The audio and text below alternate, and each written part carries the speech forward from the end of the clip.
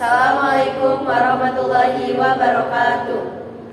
Pada kesempatan kali ini, kami dari kelompok 3 mata kuliah Bahasa Indonesia kelas praktikum PB1 program studi Teknologi Rekayasa Komputer akan menjelaskan karya tulis ilmiah yang berjudul Kebiasaan Digital dan Ancaman Terhadap Keamanan serta Privasi Data Pribadi.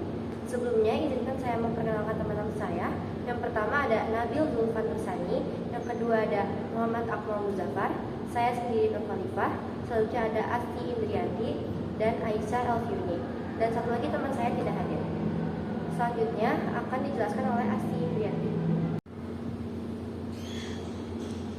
Karya tulis ilmiah yang berjudul Kebiasaan Digital dan Ancaman Terhadap Keamanan serta Privasi Data Pribadi dilatar belakangi oleh meningkatnya penggunaan teknologi digital yang membawa kemudahan seperti penggunaan e-commerce dan media sosial yang juga menimbulkan resiko keamanan data.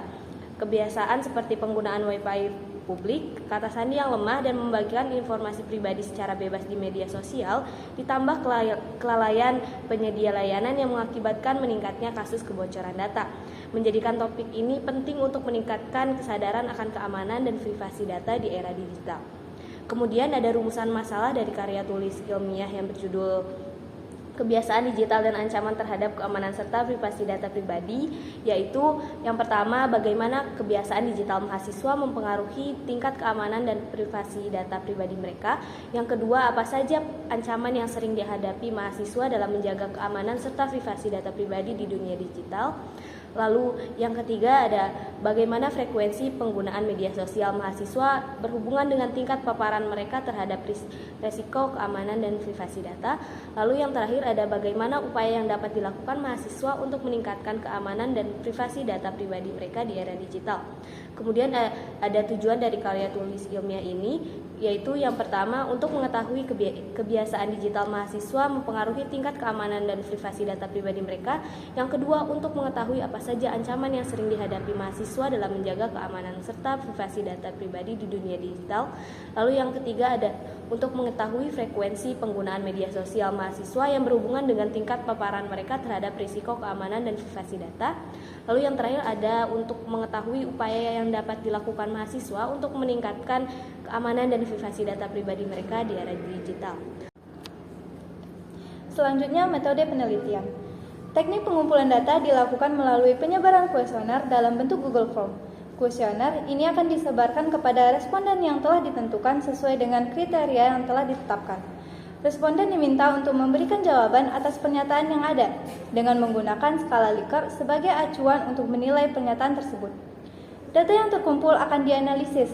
Kemudian peneliti menarik kesimpulan berdasarkan hasil analisis tersebut untuk menjawab rumusan masalah yang telah ditetapkan. Selanjutnya ini penelitian. Penelitian tersendiri dibagi menjadi 3 tahap, yakni pra-penelitian, tahap penelitian, dan penyusunan laporan. Tahap pra-penelitian, pada tahap ini peneliti menentukan topik dan judul penelitian yang relevan. Selanjutnya tahap penelitian, peneliti menyebarkan kuesioner Google Form kepada responden yang telah ditentukan. Yang terakhir yakni penyusunan laporan. Setelah data terkumpul, peneliti melakukan pengolahan data dan analisis serta akan disusun dalam bentuk laporan penelitian. Terdapat hambatan metode pada penelitian karya tulis ilmiah ini. Yang pertama, ada kecenderungan pemilih di mana responden mungkin akan memilih jawaban tengah ataupun netral untuk menghindari perselisihan maupun perbedaan. Yang kedua, terdapat pernyataan yang kurang jelas. Pernyataan dalam skala Likert kadang-kadang dapat didapatkan secara berbeda oleh responden yang dapat menghasilkan jawaban yang kurang tepat. Selain itu, skala ini juga memiliki keterbatasan dalam menangkap perubahan seiring waktu. Subbab ketiga, ancaman digital terhadap data pribadi. Ancaman keamanan digital merupakan potensi bahaya digital yang dapat merugikan seseorang. Banyaknya informasi data pribadi seseorang di media sosial memperbesar kemungkinan satu atau sekelompok orang berupaya mendapatkan akses tidak sah dari akun seseorang. Beberapa contoh ancaman digital terhadap keamanan dan privasi adalah malware, cyber stalking, phishing, dan juga blackmail. Memasuki bab kedua yakni kerangka teori. Yang pada subbab pertama yakni kebiasaan digital. Kebiasaan digital merujuk pada pola penggunaan teknologi dalam kehidupan sehari-hari, seperti melakukan kegiatan online dan interaksi dengan berbagai perangkat. Kebiasaan digital di Indonesia terus berkembang seiring dengan peningkatan pengguna teknologi digital, khususnya smartphone dan media sosial. Dengan 87% penduduk Indonesia menggunakan media sosial, yang menunjukkan bahwa tingginya ketergantungan pada perangkat dan aplikasi digital untuk berkomunikasi, bekerja, menghibur diri, dan mendapatkan informasi. Selain meningkatkan konektivitas sosial dan memungkinkan akses mudah dalam memperoleh informasi, teknologi digital juga memiliki efek negatif seperti kecanduan digital, kurangnya interaksi tatap muka, dan peningkatan risiko privasi dan keamanan data pribadi. Oleh karena itu, penting bagi masyarakat untuk menjadi lebih sadar tentang teknologi digital agar mereka dapat mengelola waktu mereka di depan layar, menjaga kesehatan mental, dan meningkatkan produktivitas. Pada sebab kedua, yakni keamanan dan privasi data pribadi. Data pribadi termasuk dalam hak privasi seseorang karena merupakan hal yang melekat pada setiap orang tanpa terkecuali. Privasi data atau yang sering disebut sebagai privasi informasi adalah tentang penggunaan dan penanganan data yang tepat, khususnya data pribadi.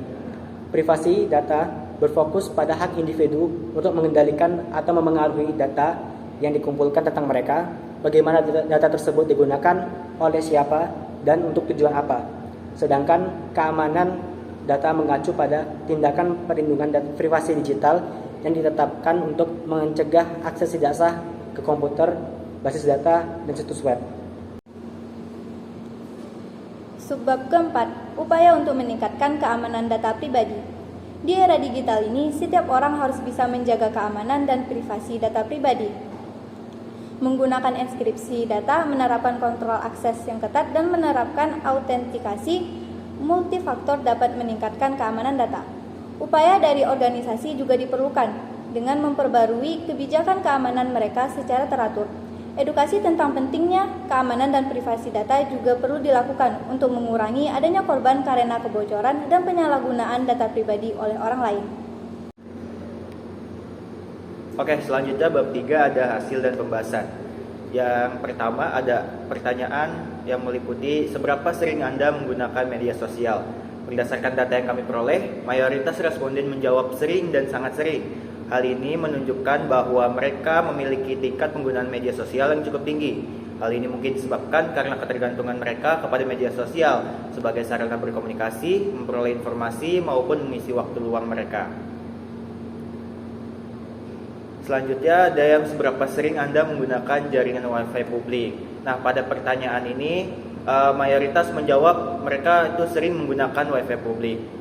Beberapa faktor yang mempengaruhi jawaban responden terhadap Wi-Fi publik adalah termasuk kekhawatiran mereka terhadap keamanan data, aksesibilitas jaringan, persebaran jaringan Wi-Fi, maupun ketersediaan koneksi pribadi yang lebih baik.